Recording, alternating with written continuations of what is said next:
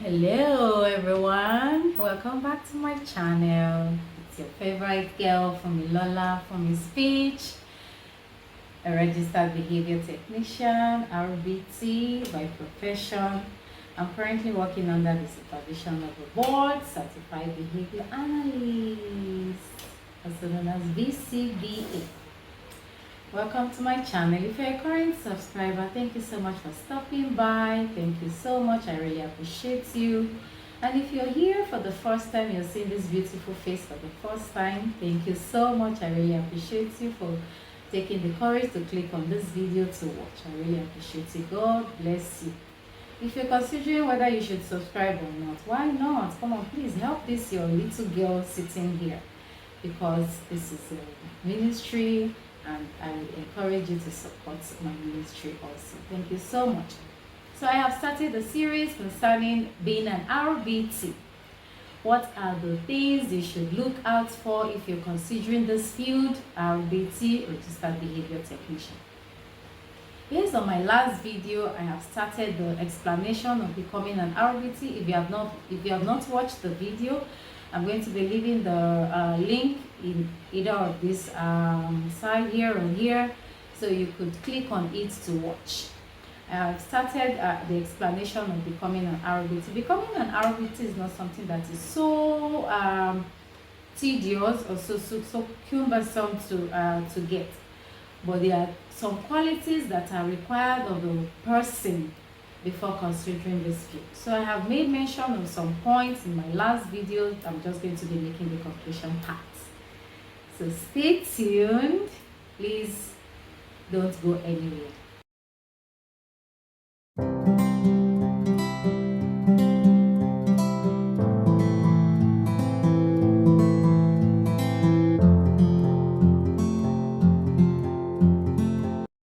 The next thing I'm going to be talking about is believing in yourself. Are you the type that believes in yourself? Do you have confidence in your own ability? Or are you the type that just say yeses to everything that is being said, without you putting maybe like an input or chipping in something to making sure that yes, your contribution to it matters in the discussion. So when you believe in yourself, you're not being tossed here and there, or whatever you say, you back it up with salient points, and then you're making sure that the things that you have said is put into reality.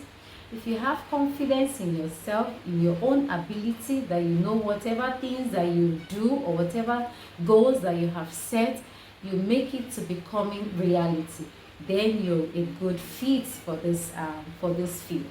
If you believe in yourself and your ability, that would make you excel in this field. The next thing I'm going to be talking about is, are you fun-loving? Do you find yourself playing or being around kids? Do you play? You know, there are difference between an adult, a grown adult, and also a jovial grown adult. There are two different things. I can be an adult and at the same time I'll be acting like, you know, like a child. It's not being negative or being childish. It's just that you find yourself in that particular situation, and then you need to blend. You need to blend in that particular situation. Sometimes I find myself doing or behaving like like a kid or like a child, because I'm around children and I cannot be, you know, I cannot be like an adult. I can't use that adult ego with them. I need to, you know, bring myself down to them. I need to play. They need to see me that yes, they can trust me. They can play with me. So if you're someone that likes children, you like being around kids, you like playing with them, you don't even mind what the next adult will say, oh, you're playing like a child, can't you just woman up or man up or behave like an adult? No, you cannot behave like an adult in the presence of a child or children, because you want to help them. You want them to see that you are in their level. not minding the fact that you're your teacher, you're specialist, or you're the therapist. When you have this fun loving attitude, they tend to come closer to you and share, things they might not even really share with their parents. So you might want to consider being loving. You have to be fun loving. Like me, sometimes people wonder, how old are you? How managed do you have? How come do you have this childish, strength or attitude? I tell them that yes, because I know I'm someone that believes that, even my Bible says that you have to become like a child for you to see the kingdom. So I also use this phrase or this particular Bible scripture in my field. I have to become like a child if I want them to, if I want to win them to myself. I want them to come to me, and I want them to reason with me. I want them to feel that they are loved. I can play with them. I can, be jovial with them, but not.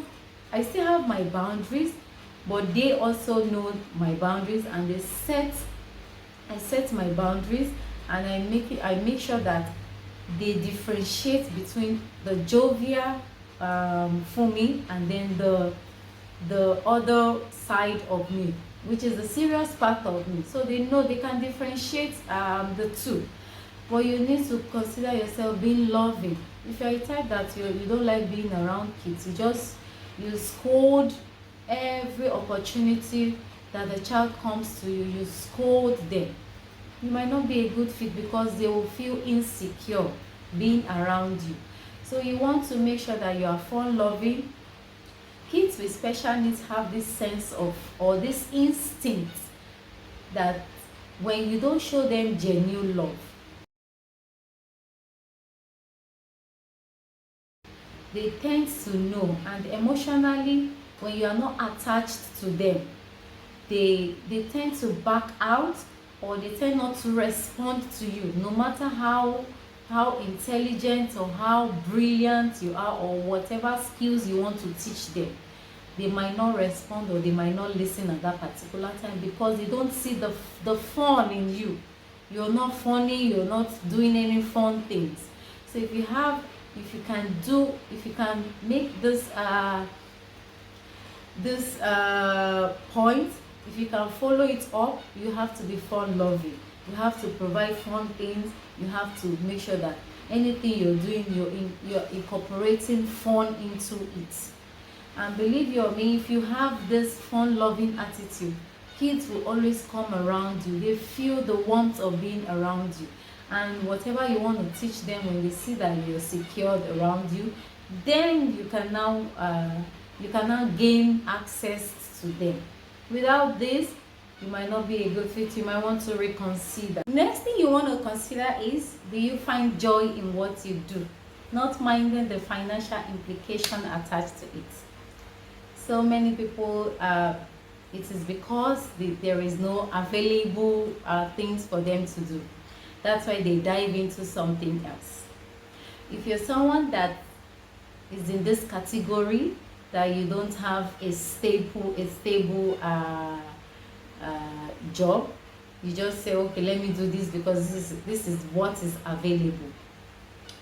My dear, you might want to reconsider, because in this field you are going to meet so many attitudes, so many things that the children are going to be doing that are very odd, that they are going to do to you. And it is when you find joy in whatever you do that will determine how far you are going to go in the field. So if you don't find joy in whatever you're doing, especially in this field, because so many provocations will come in, so many provocations will set in, it is now time for you to know that, do I really want to do this? Do I really find joy in doing this? Or is it because this is what was available for me at the moment, and then I have to do it?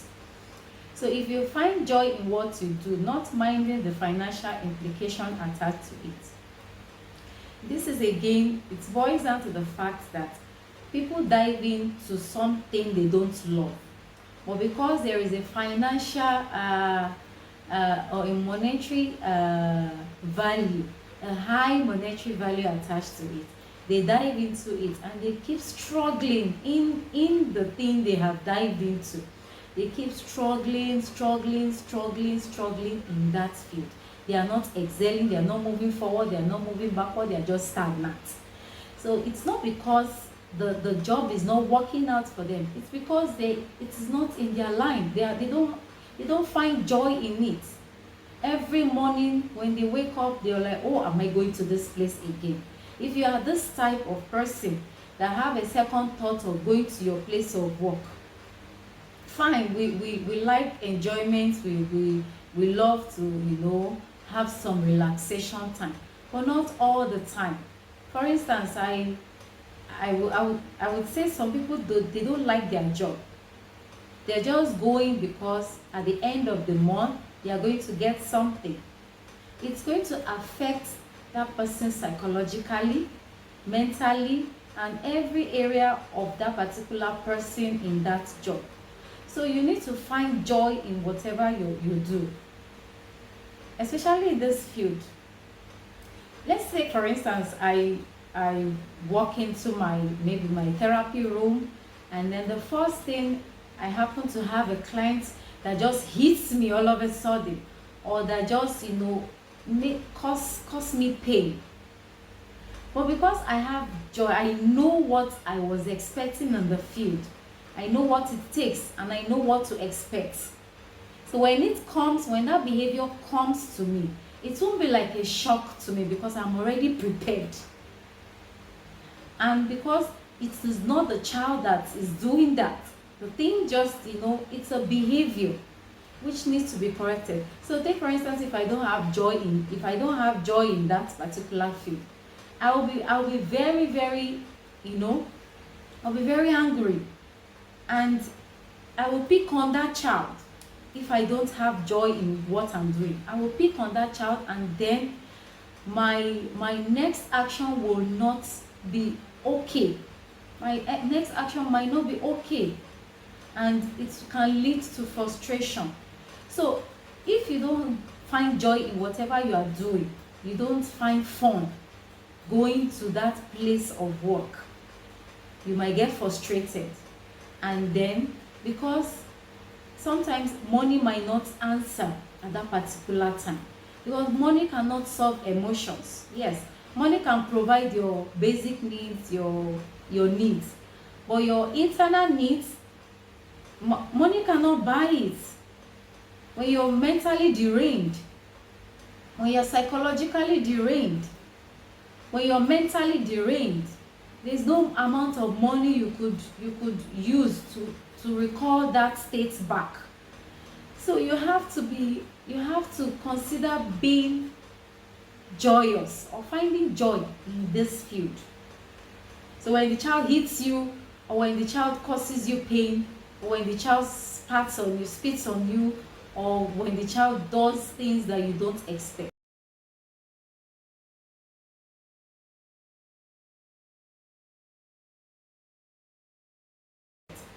what would your reaction be?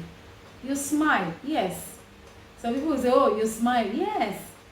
I was once slapped before in this field. I was once beaten. I mean. But what did I do? I had to bear the pain. Not because when you look at the cost of going to treat it and then you taking a rest, you might be considering, oh, is this what I'm going to be seeing every day? Yes, those are the things you're going to be seeing. I'm not discouraging you, but these are the realities that you're going to find in this field. So it's better to prepare your mind, better to prepare your mind emotionally, psychologically, and otherwise for this field. Because sometimes financial commitments for this job, it's not the real thing. It's not the final thing. You also need to consider your emotions, your psychological emotion. Are you psychologically stable?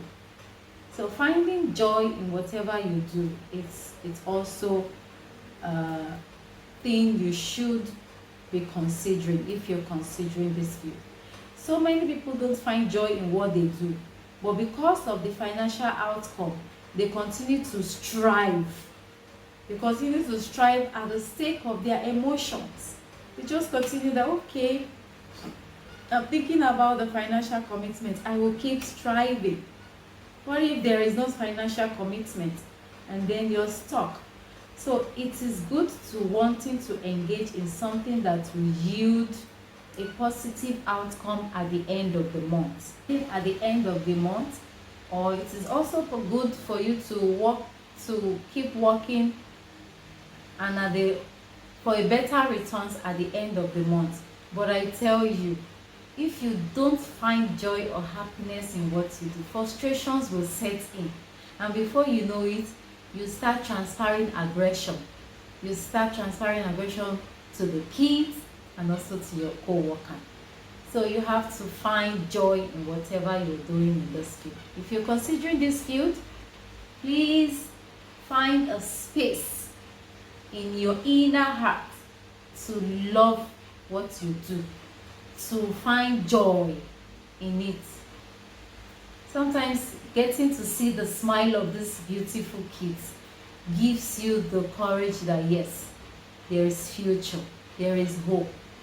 Waking up in the morning and going to your place of work, the first client you meet, when they start to say their first word, it gives you that calmness, it gives you that joy that yes, there is hope. If you don't find joy in whatever you do, I beg you to rethink your state. What we'll be talking about is, are you agile?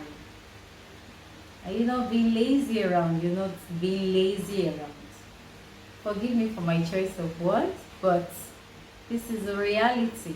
If you're not strong, if you're not physically strong, you cannot be in this field. Or you might not be in this field. Let me not say you cannot, because there is nothing we cannot work out. We can change some things in us. But if you're agile, you're strong physically. Why do I say you have to be strong physically? Because sometimes this special needs children, they tend to flop on the floor. Would you say, oh, stand up, stand up, stand up? And what if they don't stand up? So what, are you going to stay there forever saying stand up to the child? You have to, that's where your physical strength comes in. You have to lift the child up. And sometimes you find a small therapist, let me use that word, handling a bigger child. Not because the strength lies in that therapist to be able to lift that child up. No matter how huge or how big the child is. I've happened to work with a very huge child. Even when then he was 37, and then he was older than me, let me use that word, and he was very huge. Now, how do I handle that child? Based on my own little stature, I had to have that strength to lift that child up. Though it cost me some pains, but at that particular time, that is what is needed. My strength, my physical strength is what is needed at that particular moment. Now, if I am lazing around and I say, well, I cannot lift this child, I have to go call another therapist. That would be a waste of time, and it would be a waste of energy, because the child will know that, oh, she cannot lift me up. Then whenever I'm around her, I have to be flopping, so I can have a chill time when she goes to call someone else. So you have to make sure that you're physically strong, because you are going to be, it's just like a bodyguard. We are not bodyguard, but you have to have that strength to lift a child. You need to have strength to run. You engage in a race. Not if it's some kilometers or some meters away. No, not kilometers, some meters away from the child. In case if the child runs, you have to be on the go. You have to be on your feet, so the child doesn't go ahead of you and cause harm to him or herself. So you have to be very, very smart and agile, be strong. You have to be alert. You stay alert. What is going to happen next? This child is going to run. I have my instinct that this child is going to run from this activity now. What I need to do, I need to block that access. Or if you're not able to block that access to the child running, you have to make sure that immediately the child takes the first step, you run after the child. That is when your strength comes in. When you consider yourself, having the strength, you're very good to go. If you're very, very strong. Fine if you're not. I'm not saying you should be huge or you should go and lift up or you should go to gym because you want to work in this field. Your inner strength also matters. If you're strong inside, maybe the child hits you, would you hit the child back? No. That is when, because it's that they are not the one doing that. They're not the one doing that. It just comes. And what do you do after? You have to be very, very watchful. This child is about to hit me. You quickly block and you restrain from any further self-injurious behavior or towards you or towards the child. So you have to be, you have to be agile. You have to consider yourself being strong. Another thing is when you consider yourself physically strong, mentally strong. Are you mentally stable? Are you emotionally stable? I have said it countless times in this video. You have to be emotionally strong. Whatever that comes to you or whatever that happens in your home or on the street or in the metro or anywhere you find yourself or in the bus station or anywhere you're driving and there's some, on the driveway, your mental ability or your mental state matters. Maybe someone does things to you and then you bring it up when you're handling a child or when you're handling a special needs child. There is tendency that you're going to remember that scene and then you're going to use it wrongly if you're not mentally stable. Because it brings flashback. So you have to be mentally stable. What I do in the field is whatever happens outside, once I get into the center, I forget about everything. I don't bring things that have happened to me outside into my place of work or when I'm with the children. Fine, I might discuss it with my co-worker. I don't have issues with that. But when I'm working with a child, I don't let that negativity or that negative impact to affect my work with the child. So if you are someone that lets your emotions ride you, or you're that person that you cannot keep your emotions, you cannot manage your emotions, you just find every opportunity to vent your anger or to cry even in the presence of the child. No, we are meant to be emotionally stable, because our emotional stability also affects these children in one way or the other. It affects them in one way or the other. We might not see it, but it is impacting in their behavior, in their daily lives. So please, let's try as much as possible to be emotionally, psychologically, and mentally stable for this job. Becoming an ROBT that is why we go through rigorous training every day. There is no day we don't have trainings, we don't learn. We keep learning, we keep having so many things to share, because things are happening beyond our imagination, and it's a good fit for this field. Are you a type that loves going down, bending? If you cannot bend, you have to have that your physical mobility. It's also a good fit for this job or for this field, because in this field you're going to be engaging in more kneeling, crisscrossing. You have to be bending, you have to go down, you have to dance, a lot of things you have to do physically. You have to lift up heavy things, you have to lift up a child, you have to run after a child, you have to sing, because sometimes when you sing and then the child is just there. What are you going to do? You keep singing, because it's part of you. You find joy in singing. You have to dance like a baby. You have to dance like a child. All this is to bring the best out of the child, because the child is not even ready to listen to you or to do anything. Now I'm talking about the special needs children now. I'm not talking about the regular kids that even if you don't dance once, you give them instruction, they carry it out. When I'm talking about special needs children, all this you have to do. You have to dance, you have to sing, you have to clap, you have to do every physical activities with them. Just maybe you want to get them to smile, or you want to get them to do the things you want, the activities you want them to do. Without you doing all these things, they are called things that will they are called motivators. Yes, they are called motivators. Whatever you do motivates them. So it depends on how you do it, whether you do it casually or you just do it with fun. That will determine the outcome that the child, or the output that the child is going to give to you. So if you don't have these skills, you can build it. It's not a do or die affair. You can build it. I have so many of my other religion friends. I know singing is not part of their singing. You know what I mean? Singing is not part of their thing. But they cultivate that habit to sing, even if sometimes they sing they sing off point or off key. But the child understands, the child is still enjoying the tune of the singing.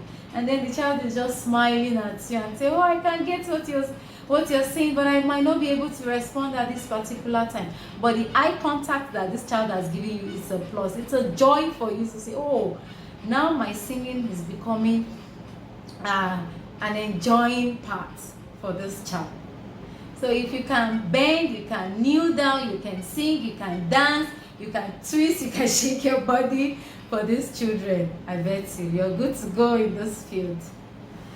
So now, in conclusion, some of those things that I have listed here might slightly contradict. But in a glance, when you put them together, they are simply indicators of a person who should handle kids. These are the things to look out for.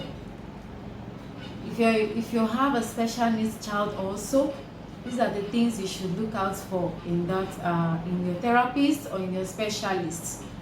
Because if they don't have all the skills, there's going to be a problem. Do not consider this field based on what you tend to get out of it, either if it is a monetary value or if it is you're just helping out. If you don't have all these skills, you might want to build them up, because it's a life-changing experience. This field is a life-changing experience, I tell you. And it's also a rewarding one, because you're contributing to nature and you're helping to improve lives in your own little way. So with this, I'm going to be ending this video. Thank you so much for watching, and please do like this video, share to whoever that you think will benefit from this, and please don't forget to subscribe. Thank you so much. See you in my next one. Bye bye.